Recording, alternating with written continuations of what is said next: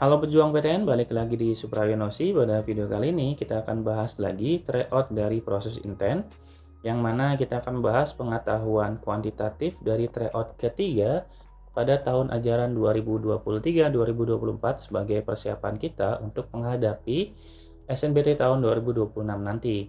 Tanpa berlama-lama, siapkan alat tulis dan buku catatan kalian, kita langsung ke soal yang pertama. Oke, di soal yang pertama, diagram di bawah ini menyajikan data banyaknya desa di Kabupaten A dan Kabupaten B berdasarkan banyaknya produksi kedelai dalam ton ya. Berapakah dari pernyataan berikut yang bernilai benar berdasarkan informasi tersebut? Rata-rata banyaknya produksi kedelai Kabupaten A lebih kecil daripada Kabupaten B. Oke, berarti kita bikin tabel terlebih dahulu ya teman-teman ya, agar kita lebih gampang untuk menyelesaikannya. Saya buatkan tabelnya terlebih dahulu. Oke, sudah saya buatkan dengan produksi desa Kabupaten A, jumlah produksi pada desa Kabupaten A, kemudian frekuensi kumulatif di A, kemudian desa kabupaten di A, F total dan FK gabungannya teman-teman ya. Berarti di sini saya punya di produksi tonnya itu ada 10, kemudian 20, kemudian 30 ya, 40 dan 50. Nah, setiap desa yang A itu bisa mendapatkan 70 berdasarkan data ya. Yang A 70, berarti ini 70, kemudian 50, 40, 50 dan 40 lagi ya. Oke, kalau sudah berarti kita coba cari frekuensi kumulatifnya teman-teman, kita jumlahkan. Berarti 70, ini 70 tambah 50 ya, berarti ini 70 tambah 50, itu berarti 120, tambah 40 berarti 160, tambah 50 berarti 210, tambah 40 berarti 250 ya. Kemudian kalau sudah berarti kita cari lagi untuk desa Kabupaten B. Desa Kabupaten B berarti isinya ada 20, kemudian 30, 40, 50, 20, 30, 50 ya. 50, 50, 80, dan 70. Yang ini loh teman-teman. 20, 30, 50, 80, dan 70 ya. Kemudian kita juga harus cari ininya ya. Cari dari FK frekuensi kumulatif dari si B dulu. Saya tulis di sini ya, nyempil aja di sini. Untuk FKB.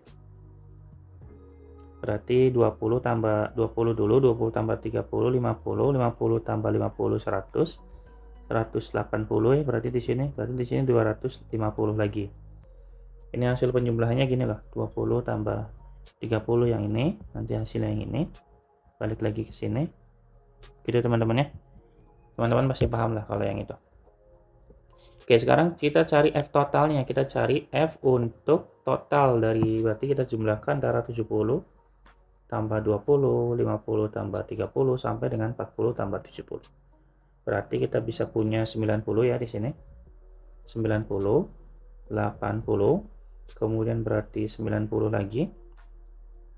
Kemudian 50 tambah 80 berarti 130 dan di sini berarti 110 ya.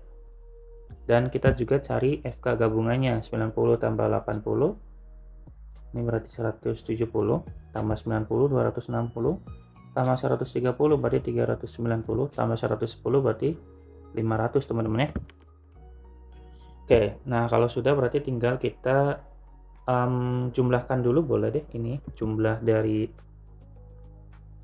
masing-masing. Di sini berarti 250 ya, ini 250. Ini juga 250. Ini berarti F totalnya 500 ya. Oke, berarti tinggal kita lanjut ke pernyataan yang pertama. Pernyataan pertama itu meminta untuk mencari rata-rata produksi pada Kabupaten A dan Kabupaten B. Jadi kita bisa cari dengan cari yang A dulu ya. Rata-rata dari A. Maka tinggal kita kalikan teman-teman nilai dari si rata-rata dengan produksinya, berarti 10 dikali 70 tambah dengan 20 dikali 50 ditambah dengan 30 dikali dengan 40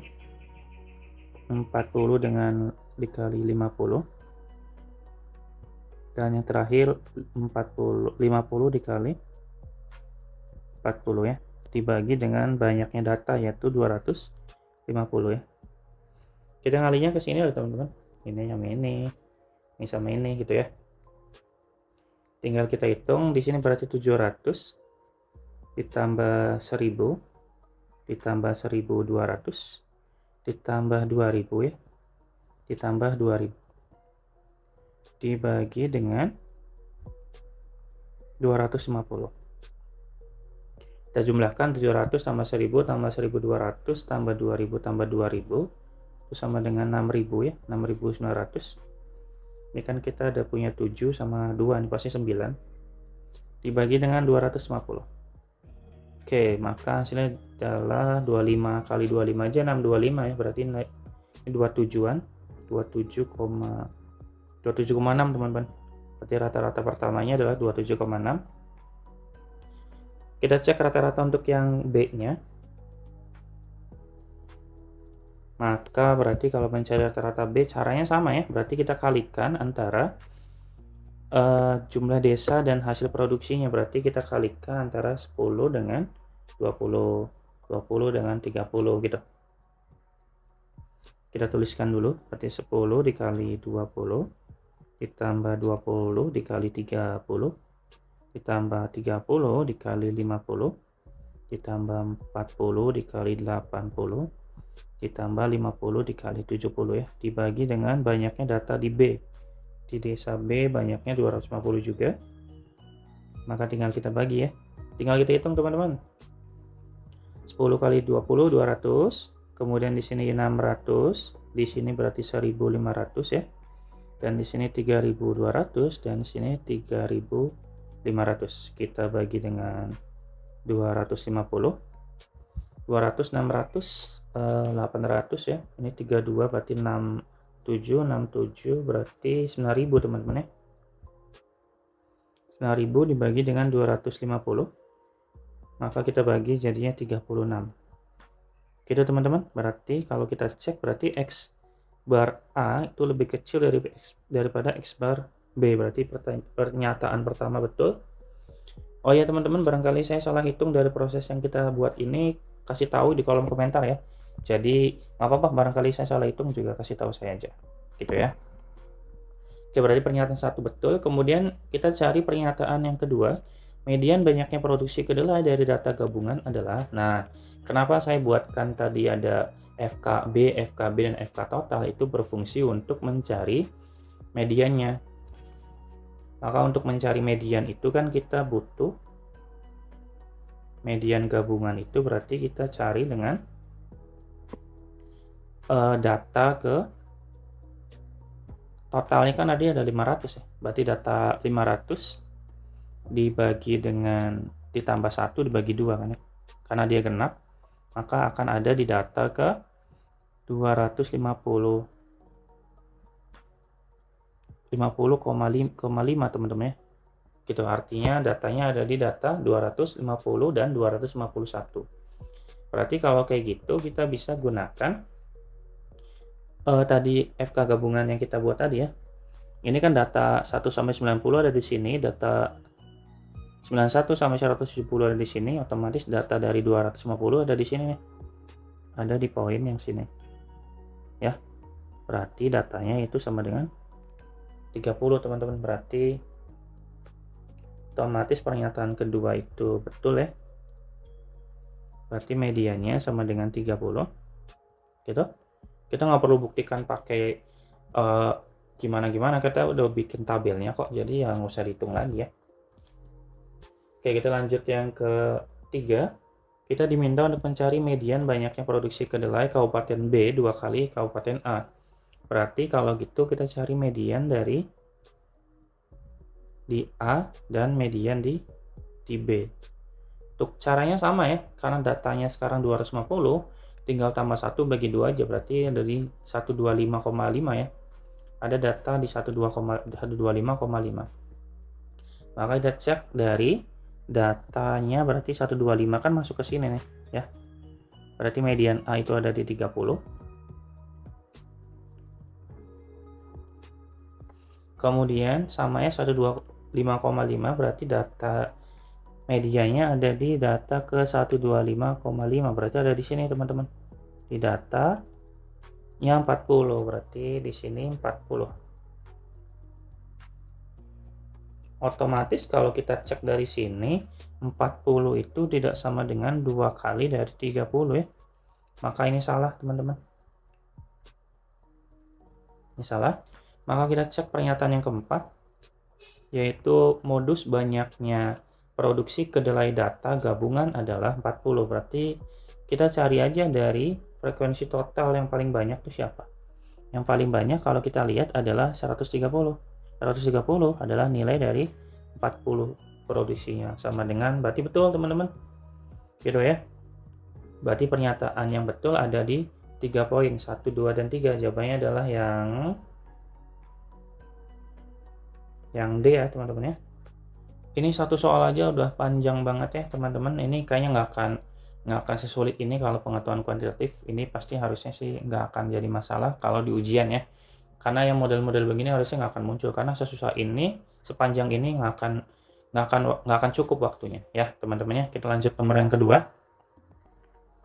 Sebuah garis dengan gradien sepertiga dan melalui titik 3,1, manakah di antara berikut yang terletak pada garis tersebut? Oke, berarti ini harusnya mudah teman-teman ya. Berarti tinggal kita lakukan, masukkan saja data-datanya ke dalam fungsi y dikurangi y1 sama dengan m dikali x dikurangi 1 ya. X dikurangi X1. Oke, berarti di sini Y-nya berarti Y1-nya berarti sama dengan 1. M-nya jadi sepertiga. X-nya ditulis ulang, X1-nya sama dengan 3 ya. Kita kali 3 berarti jadi 3Y dikurangi 3 sama dengan X dikurangi 3. Karena sama-sama min 3 berarti min 3-nya habis teman-teman. Berarti nanti 3Y akan sama dengan X. Maka kita langsung cek aja ya. Di pernyataan 1 negatif 3,0 kita masukin ke soal, berarti 3 dikali 0 itu hasilnya adalah 0. Ini berarti salah. Pernyataan kedua negatif 12, negatif 4 berarti x nya negatif 12, y nya negatif 4 berarti 3 kali negatif 4 sama dengan negatif 12, berarti ini betul. Kemudian yang ketiga negatif 6,0 berarti nanti 3 dikali 0 sama dengan 0, berarti ini salah lagi. Yang keempat yaitu berarti 9,3 berarti 3 dikali 3 kan sama dengan 9, berarti ini betul ya. Jadi pernyataan yang betul hanya di poin 2 dan poin 4 ya. Jawabannya adalah yang C gitu ya. Kita lanjut soal nomor 13. TN menyatakan suku ke N dari suatu barisan yang didefinisikan dengan Tn sama dengan Tn-1 ditambah 4. Jika T1 sama dengan negatif 11, maka T82-nya berapa? Oke, kalau kita tengok, di sini kita di 13 ini, kita punya Tn sama dengan Tn-1 ditambah 4. Berarti kalau kita geser Tn-1-nya ke kiri, berarti Tn dikurangi Tn-1 sama dengan 4. Kita coba substitusikan nih teman-teman, substitusikan nilai dari N sama dengan 1. Kalau kita masukin N sama dengan 1, maka jadinya T1 dikurangi T0 sama dengan 4 ya. Kemudian kalau N-nya sama dengan 2, maka T2 dikurangi T1 sama dengan 4 gitu ya. Kalau N-nya sama dengan 3, maka T3 dikurangi T2 sama dengan 4. Nih, kalau teman-teman ngeh, ini selisihnya selalu sama kan? Selisih dari dua barisan atau suku yang saling berdekatannya itu sama terus, maka ini sama saja dengan barisan aritmatika nih. Barisan aritmatika. Kenapa gitu? Karena nilai dari bedanya selalu sama. Beda tuh selisih ya. Selisihnya selalu sama. Nah, otomatis kalau yang diminta ada T82 itu sama saja dengan mencari suku ke-82 teman-teman dengan rumus rumus UN tuh kan UN sama dengan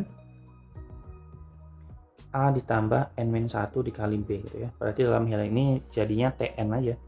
Berarti nanti kalau T82 otomatis ya A ditambah N-1, N-nya 82 dikurangi 181 dikali B. Tinggal kita substitusi aja. B-nya udah dapat, yaitu 4 ya, selisihnya 4 terus kan. Kemudian A-nya adalah di soal udah ada, yaitu negatif 11. Maka jadi negatif 11 ditambah, ini berarti 324 ya. 324 dikurangi 11 ya 313 teman-teman. 313 berarti jawabannya adalah yang A ya. Jadi teman-teman, kita lanjut nomor 14. Persegi ABCD dibagi menjadi 4 bagian dengan luas 3 persegi panjang itu 3 persegi panjang itu X 5x kuadrat, x kuadrat, dan 5x kuadrat, dan luas persegi ABCD adalah, oh dalam hal ini berarti ada yang bentuknya persegi ya. Dan kalaupun ada persegi panjang juga persegi itu kan persegi panjang juga kan sebetulnya. Nah, dalam hal ini yang ini bentuknya kan persamaannya jelas ya, dia persegi, otomatis ini sisinya berarti di sini X, di sini X. Kalau di sininya X, otomatis di sini juga X, teman-teman. Ya. Kalau di sininya X dan luasnya adalah 5X, otomatis di sininya 5 nih. Ya enggak? Berarti 5. Kemudian apa lagi nih? Oh ya, kalau di sini 5, otomatis ini juga 5 kan ya? Ini 5 nih. Terus apa? Oh ya, ini juga kalau di sininya X, ini juga pasti X nih. Di sini X. Kalau di sini ya X dan luasnya adalah 5X, otomatis panjang dari S ke A-nya adalah 5. Udah deh, berarti tinggal gimana? Berarti 5. Berarti yang dicari adalah luas persegi PB kita. PB kita itu yang mana? Oh, yang ini. PB kita. Berarti ya udah PB kita-nya otomatis PB kita sama dengan 5 dikali 5 aja ya.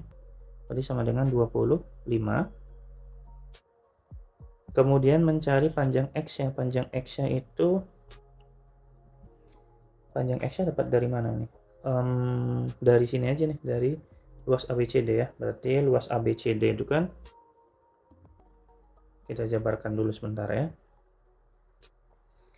Luas ABCD itu sama dengan 64 kan. Nah, luas ABCD itu merupakan gabungan dari semua luas yang ada di sini kan. Berarti di sini ditambah yang ini, tambah yang ini, tambah yang ini. Berarti yang ini kan 25 ya tadi ya. Berarti kita tambahkan dari X kuadrat ditambah 5X tambah 5X ditambah dengan 25 sama dengan 64. Maka jadi X kuadrat plus 10X ya. 25 kurangi 64 itu negatif 39 sama dengan 0. Kita faktorkan berarti X plus 13 sama X min 3 teman-teman ya, sama dengan 0. Maka X-nya sama dengan negatif 13 atau X-nya sama dengan 3. Nah, ini kan yang negatif tidak mungkin ya, tidak memenuhi. Maka X-nya sama dengan 3. Kalau X-nya sama dengan 3 dan PB kita-nya 25, otomatis jawabannya adalah yang D ya. Gitu ya teman-teman ya. Kita lanjut nomor 15. Oke, baik. Di nomor 15, di sini 3 buah titik koordinat terletak pada garis L seperti pada gambar di bawah. Di sini ternyata kalau kita lihat titik P, kemudian titik Q, dan titik R itu ada pada garis L. Kalau titik tersebut pada sebuah garis yang sama, otomatis memiliki gradien yang sama teman-teman. Sehingga kita bisa tuliskan gradien dari atau kemiringan dari garis atau titik RQ itu akan sama dengan kemiringan dari garis PQ gitu. Nah, kalau sudah tahu bentuknya seperti itu, maka kita tinggal cari nilai dari gradien masing-masing. Coba kita cari gradien dari RQ. Sehingga kalau kita mencari RQ berarti kita cari rumus gradien yang YR dikurangi YQ ya. Kemudian dibagi dengan XR dikurangi dengan XQ. YR berarti kita tarik titik titik Y pada titik R, yaitu berarti titik Y-nya itu B, maka jadi nanti B dikurangi titik Y pada Q, yaitu -1 ya. Kemudian dibagi dengan 5B titik X pada R, kemudian dikurangi dengan 0 ya. Sehingga kita bisa tuliskan ini B dikurangi -1 ya, B plus 1 dibagi dengan 5B ya. Ini untuk gradien pada RQ. Setelah itu kita bisa cari nilai dari gradien M pada garis P dan Q, M PQ, maka kita tinggal tulis kurangi YP dikurangi YQ ya. Kemudian XP dikurangi XQ teman-teman. Nah, YP-nya kita punya yaitu -12B dikurangi dengan Q, yaitu -1 untuk Y-nya. Kemudian XP-nya sama dengan -8B dikurangi dengan 0 ya. Sehingga jadinya ini -12B ditambah 1 dibagi dengan -8B. Karena mereka itu sama, kan kita dari awal udah jelas ya bahwa gradien mereka sama, maka otomatis kita bisa buat sebuah persamaan. Jadinya kita bisa tuliskan 5B ditambah 1 dibagi harusnya B plus 1 aja ya. B plus 1 dibagi dengan 5B itu akan sama dengan -12B ditambah 1 dibagi dengan -8B ya. Nah, karena kalau kita lihat di sini penyebutnya sama-sama ada unsur B-nya, maka kita bisa langsung coret saja. Kemudian kita langsung kali silang teman-teman. Kita kali silang jadinya nanti -8B dikurangi 8 sama dengan 5 kali -12 berarti -60B ditambah 1 ya. Kita pindah ruas jadi nanti -8B ditambah 60 sama dengan 1. Di sini berarti negatif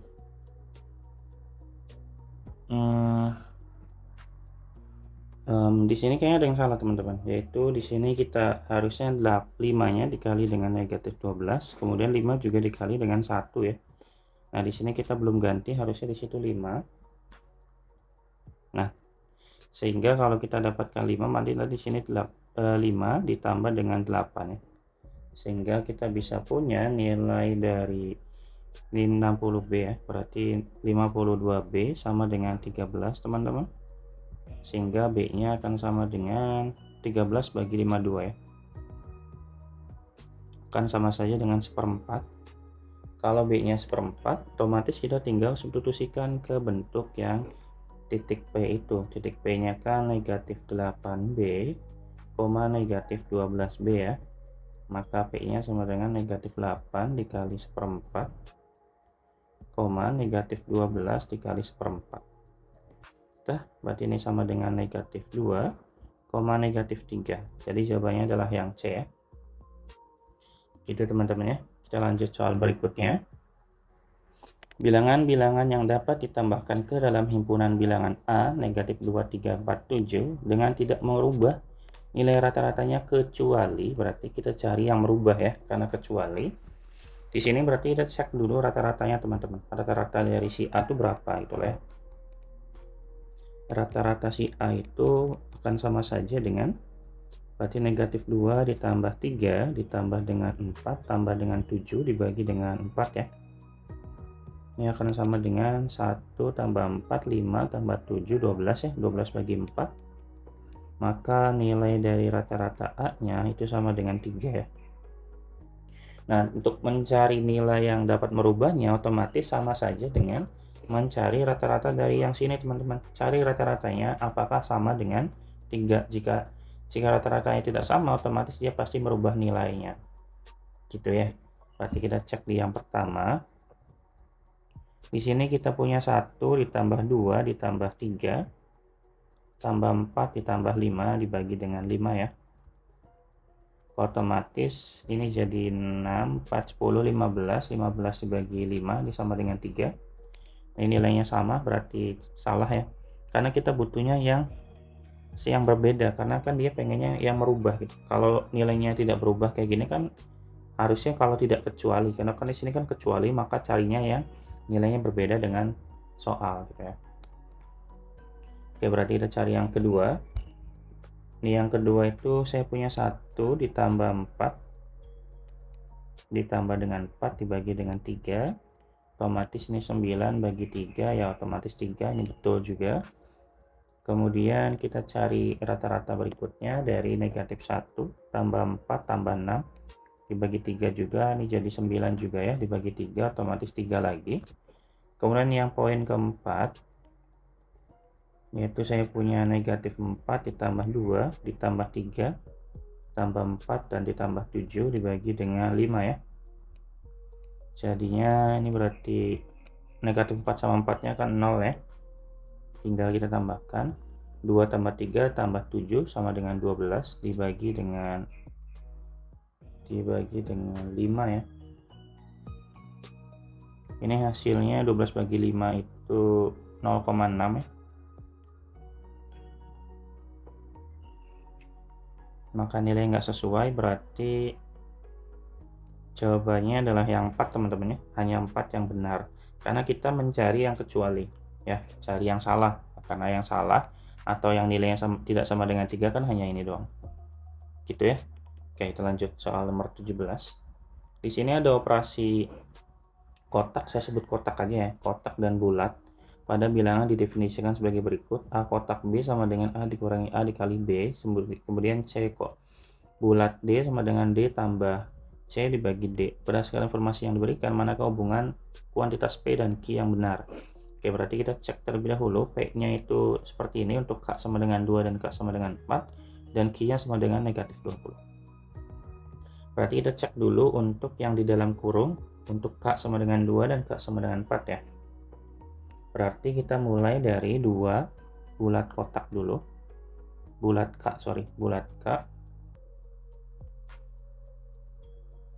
Nah, di sini untuk yang pertama berarti untuk K sama dengan 2 dulu ya.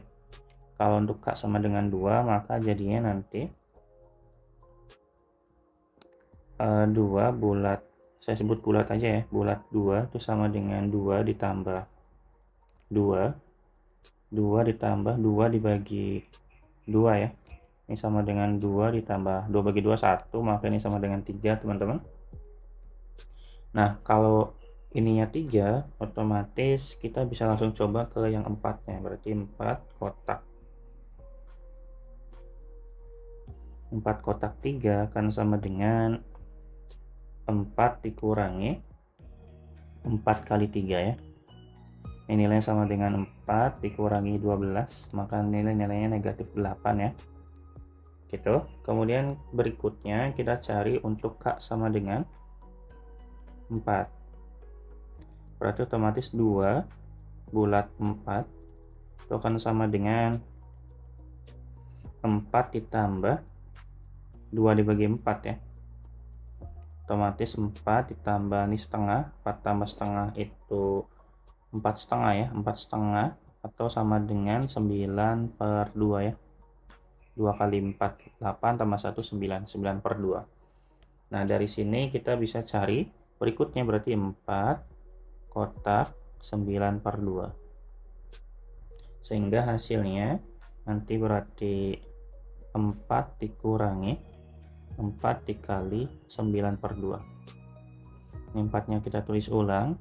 Dan 4 bagi 2 kan 2 ya. 4 bagi 2, 2 kali 9 itu 8. Maka ini jadinya 4 kurang 8 sama dengan negatif 4 bagi 2 tuh 4 bagi 2 tuh 2, 2 kali 9 itu 18. 4 dikurangi 18 itu sama dengan negatif 14 teman-teman ya. Sehingga nilai P-nya ada 2 nih. P-nya akan sama dengan negatif 8 atau P-nya sama dengan negatif 14. Dan kalau kita lihat nilai Q-nya itu sama dengan negatif 20. Dari sini berarti otomatis nilai dari P-nya, meskipun P untuk K sama dengan 2 ataupun dengan K sama dengan 4, nilai P-nya selalu lebih besar dibandingkan si Q. Ya, berarti jawabannya adalah yang A. Begitu teman-teman. Semoga bisa dipahamin ya. Oke, kita lanjut nomor 18. Jika rata-rata 20 bilangan bulat non-negatif, berbeda adalah 20. Di sini ada kata-kata 20 bilangan non-negatif, artinya apa teman-teman? Artinya bilangan tersebut pasti lebih dari sama dengan 0. 0 itu masih boleh ya, karena 0 itu bilangan non-negatif. Berbeda ya, ingat-ingat ini berbeda. Kemudian di sini memiliki rata-ratanya sama dengan 20. Berarti kita tuliskan X barnya sama dengan 20, dan di situ kan kata-katanya berbeda. Berarti kita bisa cari nih jumlahnya. Jumlah dari datanya. Ya, total jumlahnya itu berarti sama dengan ada rata-ratanya kan 20. Banyak datanya 20, maka 20 dikali 20 berarti 400 ya. Ini berarti total jumlah dari bilangannya, total bilangannya. Berarti di sini diminta untuk mencari, oh di sini P-nya udah ada 229, kemudian diminta untuk mencari bilangan terbesar yang mungkin dari Q. Kalau kita ingin mencari Q maksimal ya, kalau terbesar kan pasti maksimal ya, Q-nya maksimal. Gini, kalau Q-nya maksimal itu apa? Agar satu bilangan berisi bilangannya maksimal, maka 19 bilangan lainnya harus minimal teman-teman. Maka agar Q maksimal, kan ada 20 bilangan, termasuk si Q, otomatis agar si Q-nya maksimal harus 19 bilangan lainnya itu minimal, ya enggak? 19 bilangan lainnya itu minimal. Gitu. Ya sudah, kalau sudah dapat kayak gini berarti kita bisa dapatkan bilangannya yang paling minimal itu kan kita mulai dari 0, karena 0 kan masuk ya. Kita bisa tulis 0, 1, 2, 3, 4 sampai dengan 18 teman-teman. Nah, kalau kita lihat dari sini, ini adalah kita bisa pakai barisan atau ijarat aritmatika aja ya, yang pakai rumus SN sama dengan N dibagi 2 dikali A ditambah UN. Karena dari 0 sampai 18 itu akan ada 19 barisan otomatis atau 19 suku, otomatis kita bisa tuliskan S19 sama dengan 19 bagi 2. Suku pertamanya adalah 0, suku terakhirnya adalah 18. Maka kita bisa tuliskan 19 per 2 dikali dengan 18. Maka nilai S19 ya sama dengan, ini 19 bagi 2 nggak bisa ya, yang bisa itu 18. Yang 18 bisa bagi 2, yaitu sama dengan 9. 19 dikali 9, ini berarti 1 ya. 1 tambah 8 berarti 17, 171. Ini adalah S9-nya. Kemudian kalau mau mencari bilangan Q atau bilangan maksimum, ya otomatis tinggal kita kurangi aja dari total dikurangi 19 lainnya, bilangan 19 lainnya. Totalnya kita udah hitung tadi 400, kemudian dari 19 bilangan itu hasil ada 171, otomatis bilangan maksimal atau dalam hal ini adalah Q, yaitu nilainya sama dengan 229 ya. Gitu. Berarti dalam hal ini P-nya akan sama dengan Q teman-teman ya. Berarti jawabannya adalah yang C ya. Begitu teman-teman ya. Kita lanjut soal berikutnya. AC adalah diameter lingkaran berpusat di titik O, titik B terletak pada lingkaran. Berapakah besar sudut OBC? Putuskan apakah pernyataan 1 dan 2 berikut cukup untuk menjawab pertanyaan tersebut. Jika AB sama dengan A0, itu bagaimana? Oke, berarti kalau dari sini dulu, kita punya bahwa si AB sama dengan A0 ya. Berarti ini berdasarkan pernyataan 1, AB sama dengan OA0 si AO. AO berarti otomatis AB sama dengan AO, berarti AB-nya AO kan itu kan kalau kita lihat AO tuh R ya. AO tuh R berarti AB juga R teman-teman. Ya. Sehingga kalau kita bisa tuliskan si sudut dari AO sudut dari BAO itu akan sama dengan sudut ABO itu akan sama dengan sudut AOB ya, karena dia sama semua kan. Otomatis kalau sama semua kayak gini berarti ya nilainya 60 ya, maka dia segitiga sama sisi. Segitiga sama sisi. Oke, kemudian karena kita lihat di garis AC itu kan pelurus ya, AC itu pelurus, maka sudut dari BOC itu sama dengan 180 dikurangi sudut AOB ya, yaitu 60, maka BOC nya sama dengan 120. Nah, untuk mencari sudut OBC itu kan OBC itu di sini kan.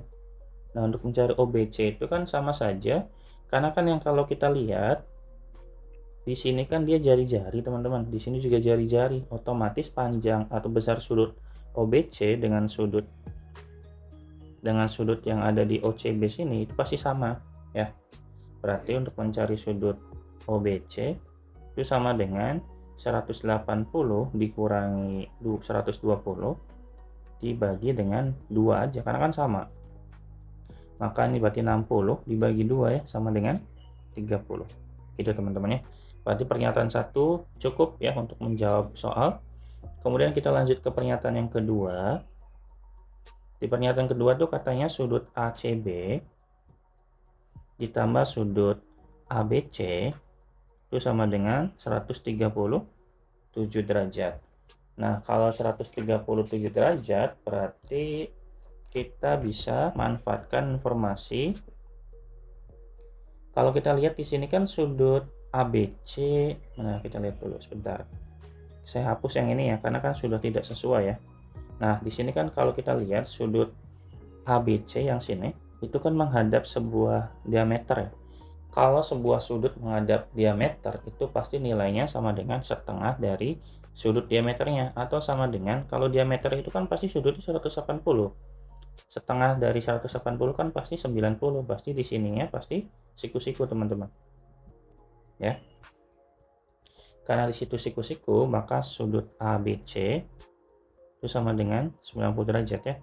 Maka sudut ACB-nya kita bisa cari nih, sudut ACB ditambah 90 sama dengan 137. Maka sudut ACB akan sama dengan 137 dikurangi 90, yaitu 47 ya. Nah, sudut ACB sini, sekali lagi ya, seperti yang saya tadi jelaskan, bahwa kalau di sininya itu ACB-nya itu kita dapatkan 47, otomatis OBC juga 47. Kenapa bisa begitu? Karena kan dia sama-sama jari-jari gitu, pasti sama sudutnya, sama kaki kan, maka sudutnya sama. Karena OB sama dengan OC yang sama dengan R, maka sudut ACB juga pasti sama dengan sudut OBC teman-teman ya. Sama dengan sudut OBC, maka sudut OBC-nya akan sama dengan 47 derajat. Oke, dari sini berarti udah betul ya, sehingga pernyataan 1 itu bisa menjawab, pernyataan kedua juga bisa menjawab soal, sehingga jawabannya adalah yang D ya. Oke, kita akhirnya di soal yang terakhir. Berapakah suku kedua dari barisan bilangan berikut? X plus 1, X plus 3, dan X plus 6, X plus 10, X plus 15, dan seterusnya. Kalau kita lihat ini mirip dengan pola bilangan segitiga atau juga bisa dengan barisan tingkat 2 ya. Coba kita jabarkan terlebih dahulu. Di sini saya punya X, kemudian X plus 1, kemudian saya punya X plus 3, kemudian saya punya X plus 6, kemudian saya punya X plus 10, X plus 15, dan seterusnya kan ya. Nah, dari sini kan polanya kelihatan teman-teman. Dari suku pertama ke suku kedua itu dia nambah 1, kemudian dari sini ke sini nambah 2, kemudian dari sini ke sini nambah 3, ya kan ya. Ke sini nambah 4, ke sini nambah 5, pasti ke sini nambah 6 kan ya. Nah, polanya kan seperti itu. Nah, terus yang di bawahnya juga sama. Ini polanya berarti nambah satu, ini terus nambah satu, nambah satu lagi, nambah satu lagi, dan seterusnya nambah satu lagi. Gitu. Ini namanya pola barisan aritmatika tingkat 2 atau juga bisa kita kaitkan dengan pola bilangan segitiga ya. Oke, yang ditanyakan adalah U kedua. U keduanya itu berapa? U kedua itu kebetulan kalau di sini adalah X plus 1 ya. Nilai-nilainya berapa? Nah, untuk menyelesaikannya kita bisa manfaatkan pernyataan satu dulu. Jumlah suku pertama dan suku kedua sama dengan 1,5 kali jumlah suku ketiga dan keempat. Berarti U1 ditambah U2 itu sama dengan 1,5 kali atau 1,5 ya. 1,5 dari U3 dan U4. Kalau kita lihat U1-nya adalah X, U2-nya adalah X plus 1, 1,5 dari U3. Berarti 1,5-nya kita ubah jadi 3/2 aja biar gampang. U3-nya itu adalah X plus 3 dan X plus 6 ya. Gitu. Kemudian kalau kita selesaikan, ini kalau kita mau selesaikan gini aja teman-teman. Di sini kan kita punya X plus 1 tuh U2-nya kan ya. Maka ininya nggak usah kita ubah, yang kita ubah X-nya kita pindahkan ke kanan. Gitu ya. Jadi berarti nanti tetap di sini X plus 1 sama dengan 3/2-nya tulis ulang. Kemudian kita bisa hitung X tambah X jadi 2X ya. 2X ditambah 3 tambah 6, 9. Nah, X yang di sebelah kiri ini kita pindahkan ke kanan, maka nanti dikurangi dengan X ya. Kita kurangin X. Jadinya di sini 3/2 dikali 2X, jadinya berarti 3X ya. Kemudian 3/2 dikali 9, berarti 27/2 dikurangi X ya, berarti sama dengan 3X dikurangi X ya, otomatis 2X ditambah 27/2. Gitu, ini adalah X plus 1 ya, atau ini adalah U2-nya. U2-nya pasti memiliki nilai, yaitu bentuknya 27/2 teman-teman. Nah, sebetulnya sih kita bisa cari nilai dari X-nya, tapi kita nggak perlu ya. Dari sini saja sudah pasti bisa mendapatkan nilai dari X-nya, berarti pernyataan satu itu betul. Kemudian pernyataan yang kedua, di sini kita diminta untuk jumlah suku ke-6 dan suku ke-7 adalah 43, berarti U6 ditambah U7 sama dengan 43. Oke, berarti 43. U6 itu kalau kita lihat dari soal ini U1, U2, U3, U4, U5, dan U6. U6-nya X plus 15, berarti U7-nya tambah 6 aja. Berarti nanti X plus 15 ditambah X plus tambah 6, berarti 21 ya, sama dengan 43. Dari sini berarti nanti dapat 2X plus 36 sama dengan 43 ya. 43. Jadi nanti 2X sama dengan 43 dikurangi 36 itu 7 ya. 7, otomatis nanti X-nya sama dengan 7/2. Nah, kalau X-nya 7/2, otomatis X plus 1-nya juga bisa dicari ya. Bisa dicari dengan berarti 7/2 ditambah dengan 1. Ini berarti 7 tambah 2, 9 ya, 9/2. Ini adalah X plus 1-nya. Kalau dari pernyataan yang kedua. Sehingga pernyataan satu bisa menjawab, pernyataan kedua juga bisa menjawab soal ya. Meskipun di pernyataan pertama itu kita nggak cari nilai X-nya. Ya sebetulnya sih kita bisa cari teman-teman nilai X-nya, tapi nggak perlu ya. Biar langsung aja, karena kalau udah bentuknya kayak gini pasti bisa kita cari nilai dari U2-nya. Karena di sini tidak mencari nilai U2-nya berapa. Yang penting bisa dicari atau tidak. Karena kan bisa ya. Gitu ya. Mungkin berarti jawabannya yang D ya. Mungkin itu dulu ya teman-temannya yang dapat disampaikan. Terima kasih banyak sudah menonton sampai akhir. Dan saya ingatkan teman-temannya, saya di sini tujuannya hanya ingin membantu. Adapun yang saya lakukan ini membuat teman-teman tidak nyaman ataupun salah karena membahas soal-soal intent, mohon dimaafkan karena saya hanya ingin membantu teman-teman yang lain yang tidak ada kesempatan untuk mengikuti bimbel ataupun les di tempat-tempat yang mahal. Nah, saya bantu lewat pembahasan-pembahasan soal semacam ini. Saya ucapkan terima kasih yang sudah mengirimkan soal ke saya, dan mohon maaf kalau sudah membuat kegaduhan karena sudah memperjualbelikan source belajar kalian. Terima kasih banyak sudah mendukung channel ini ya. Saya pamit, sampai jumpa di soal-soal berikutnya, dan dadah.